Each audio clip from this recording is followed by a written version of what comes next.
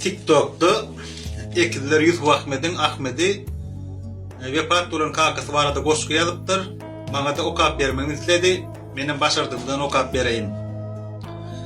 Senin bar günlerin ömür depderme, ajab surat bolup şekilli kaka, kısmat seni ekitdi de derenge, üýümüze hasrat ekeldi kaka.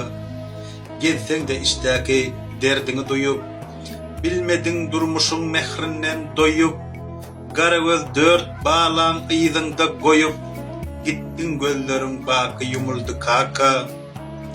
Yok kaka, perzentlen hiç kimden kem del.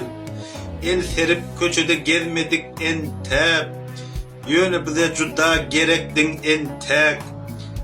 Her bir sözün bile yakımdı kaka.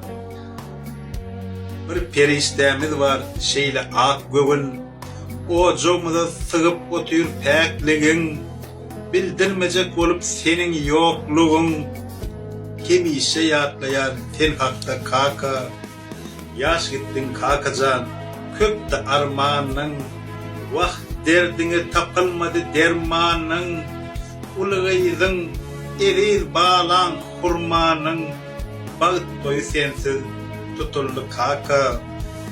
Gün geçer, çağlar gelir kemalla. Senem aramızda bardık hamalla. Kete körpücüğüm oraz cemala seyredip yüreğim gıyılıyor kaka. Yadımda kış paslı dam seher çağı, ecem can edip de sesinle ağı, şonda yüreğimde dörödü ağrı, ızası kemkemden köpöldü kaka.